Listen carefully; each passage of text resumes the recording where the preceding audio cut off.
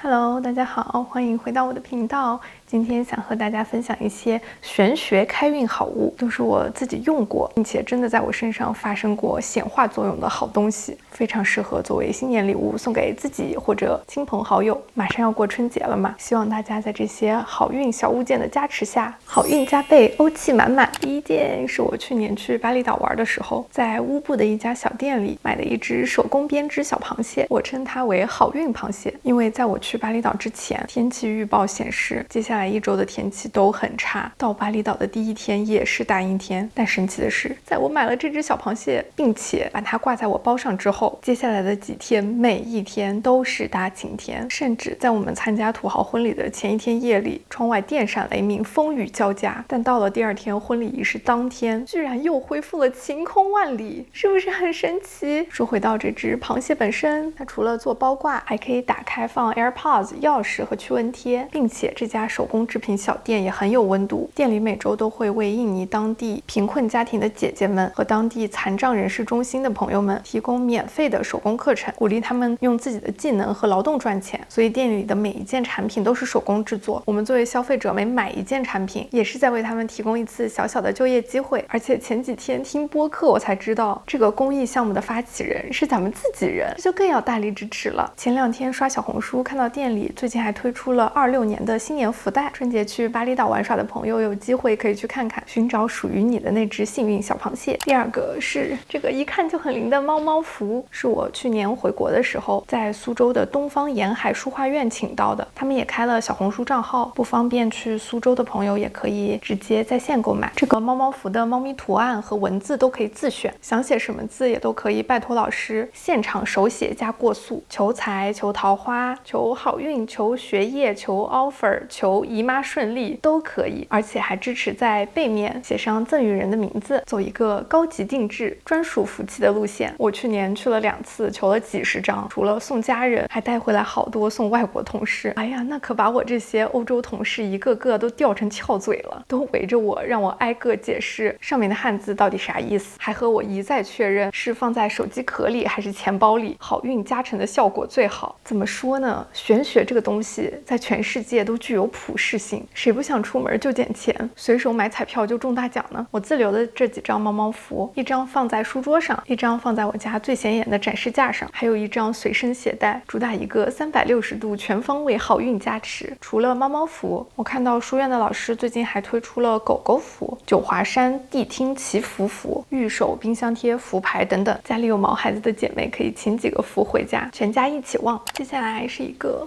很可爱的手工零钱包，是我在苏州的一个小店里买的。这家店虽然在平江路区，但不在主街上，不特意经过的话很容易错过。零钱包是店主小姐姐自己选的布料，自己设计，然后让她的妈妈手工做出来的。它的开合方式很特别，直接开是打不开的，需要把这个招财猫从磁吸扣上取下来，推上去才能打开。这个设计在欧洲这种治安堪忧的地方就很实用，强推给春节准备来欧洲旅行的姐妹，随身装点钢镚儿和小额的纸币很方便，而且亲测它还有护财的玄学效果。我前阵子带着它去巴黎玩，去的都是游客密集的景点，有天晚上还心很大的去了人挤人的圣诞市集。我和我老公的手机、护照、卡包、钱包全部相安无事，我俩从世界级贼窝 Top 1全身而退，多少要感谢它的好运加持。第4个是我前年在哆啦 A 梦博物馆一发入魂抽到的蓝胖子扭蛋。众所不周知，哆啦 A 梦是我从小到大最喜欢的漫画，没有之一。大家看我之前发的 vlog 也能看出，去博物馆那天，我从到登户地铁站的那刻起，就已经抑制不住内心的激动，要不是旁边有人的话，我就要在公共场合大声尖叫了。这个扭蛋我一直挂在书桌的洞洞板上，每天工作的时候都可以看到它，旁边还挂着哆啦 A 梦在漫画初登场的时候没脖子版本的玩偶，以及哆啦 A 梦小铃铛。怎么说呢，在我童年偶像的全方位包围下，搬砖的幸福感大大提升，这就是蓝胖子的魅力。最后一个是海拉鲁女神和她的专属祈福苹果，玩过塞尔达传说的朋友应该能秒懂，我和我老公各有一个，都摆在电脑屏幕前，每天开机前都要确保苹果在女神的正前方，诚心拜托海拉鲁女神保佑我项目对接顺利，保佑我老公的程序运行一切正常。俗话说心诚则灵，目前女神的灵验程度还是蛮高的。我最近有个项目本来要delay到到10月，在女神的功力下，突然告诉我正常交付了，4月就能上线。感谢海拉鲁大帝的神迹。OK， 这就是今天的全部内容。发这期视频没有任何宣传封建迷信的意思，单纯是分享一些好运、开运小物件，能在一定程度上帮我们锦上添花，但他们没办法零针起手。我们主打一个心诚则灵就好。最后祝大家新春快乐，马年行大运，姐妹们9子离火运都走起来！